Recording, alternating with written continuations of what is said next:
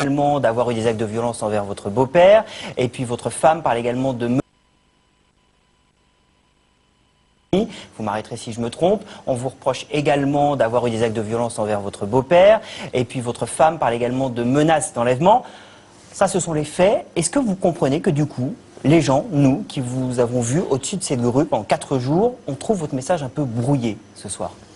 Non, parce que pour moi il est clair, d'une part. Alors il faut savoir que ce qui se passe auprès des tribunaux, on commence par enlever les enfants au père, ce qui les met dans une détresse absolument incroyable, dans une douleur qu'on imagine. C'est la même que pour les mères, et ça, il faut le dire, parce que certains semblent l'oublier ou avoir du mal à le dire.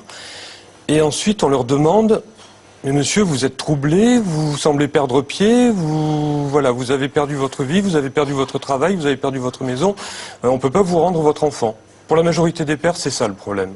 C'est-à-dire que vous voulez dire que c'est le désespoir qui vous habitait à ce moment-là qui a fait que vous n'avez pas rendu votre fils au moment où vous auriez dû le rendre, que vous avez pu avoir des actes de violence, que vous avez pu proférer des menaces? C'est ça que vous voulez nous dire? Des actes de violence, je peux vous rassurer, il n'y en a eu absolument aucun. Je suis quelqu'un de non violent et il y aurait beaucoup à dire dessus. Non, non. Oui, mais entre ce que croit la justice et la vérité, il y a tout un monde. Condamnation. Après, voilà, vous pouvez remettre en cause la justice, mais il y a condamnation. Et je ne m'en gêne pas. Voilà, donc je suis vraiment non violent. Que vous dire d'autre? Excusez-moi, j'ai un peu perdu le fil. Non, je vous demandais, voilà, pourquoi ne pas avoir rendu votre fils? Pourquoi l'acte de violence pour lequel vous avez été condamné? Parce que tout simplement, dans une séparation, donc il y a conflit entre les parents. À partir du moment où la maman instrumentalise l'enfant et elle veut pas en faire profiter le père, elle a toute l'attitude pour le faire. Dans mon cas, je souhaitais devenir père au foyer. J'étais disponible, je vivais dans le même quartier. Mademoiselle Boursin avait la garde de notre enfant.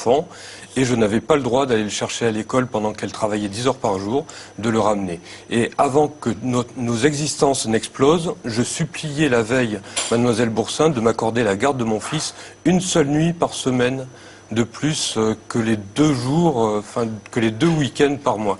Parce qu'un papa, par défaut, n'a droit qu'à 4 jours avec son enfant par mois, en France. Alors votre histoire, c'est aussi celle de nombreux pères, au début, le divorce, la séparation. Il y a un juge des affaires familiales qui est là pour essayer de trouver des solutions. Vous, aujourd'hui, vous refusez de discuter avec le juge des affaires familiales. Vous estimez que la justice ne fait pas bien son travail, qu'elle est trop partiale, c'est ça? Tout à fait. D'un point de vue personnel, j'ai littéralement renié la justice avant de revenir vers un avocat qui fera un travail dans le temps maintenant.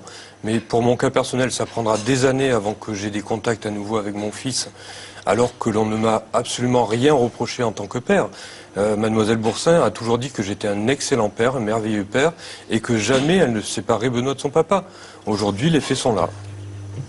Si la justice ne peut pas arbitrer, qui peut le faire à la place de la justice? On a des magistrats qui sont chargés d'examiner ces dossiers précisément, de voir les situations personnelles des parents, le bien-être de l'enfant. C'est la mission de la justice. Et aujourd'hui, le résultat de la justice, c'est, contrairement à ce qu'annoncent nos responsables, 85% de garde aux mères. Oui, mais aussi avec beaucoup de pères qui ne respectent pas leurs obligations. 40% des pères ne paient pas leur pension alimentaire, par exemple. Une étude a été faite avec un reportage très pointu sur le sujet qui a montré que les pères étaient littéralement dépouillés. Dans la majorité des cas, ne pouvaient plus vraiment payer leur pension alimentaire. Ça, c'est un fait. Hier, quand vous êtes descendu de la grue, vous avez à plusieurs reprises tenu des propos que beaucoup ont qualifiés de machistes. Vous avez parlé de toutes ces bonnes femmes, je vous cite, qui nous gouvernent, qui veulent piquer les enfants des hommes. Vous avez cité Najat Vallaud-Belkacem, Dominique Bertinotti, la ministre de la Famille.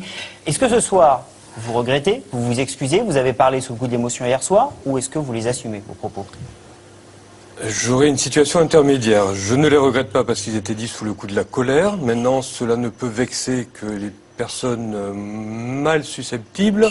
Donc, ces bonnes femmes n'était pas le terme le plus approprié. C'était pas le plus approprié, mais ça montrait bien ma colère et celle des papas que je représente. Parce que là, on parle beaucoup de moi, mais en fait, si je ne suis monté sur cette grue, ce n'est que pour porter le message des pères qui sont complètement oubliés. Est-ce que justement, vous n'avez pas peur de desservir la cause, effectivement, de pères qui peuvent être parfois maltraités par la justice, ou en tout cas qui ne sont pas assez entendus?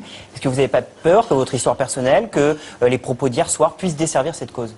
Non, parce qu'il reste très mesuré, je trouve, et il représente bien mal la douleur très profonde et très difficile que vivent les pères en général. Ouais, c'est la question que je vais vous poser, parce qu'au final, c'est votre fils dont on parle, qui s'appelle donc Benoît. Oui. Et vous avez donc maintenant attiré la curiosité des médias sur votre cas. Vous allez le voir plus ou pas, votre fils? Je savais en montant dans la grue, et je le savais encore mieux en descendant, que je n'avais aucune chance de revoir mon fils avant très longtemps. Et il l'a vu ce qu'a fait son papa ou pas? J'aimerais bien vous le dire. Ouais. Voilà. Il le Ça verra fait un 2 jour, ans ça. que je n'ai aucune nouvelle. Voilà. Je suis très fier au moins de ça, c'est qu'un jour il saura que son papa a fait beaucoup de choses, non seulement pour lui, mais pour tous les papas et pour tous les enfants. Au fond, la cause est noble. Plus que ça, oui. Alors, en tout cas, manifestation prévue ce mercredi à Nantes de la part de plusieurs associations de défense des droits des pères. Merci beaucoup. Je vous souhaite de revoir votre fils, Serge. Merci beaucoup. On continue, Philippe, avec la chute du jour. Ouais, la chute du nid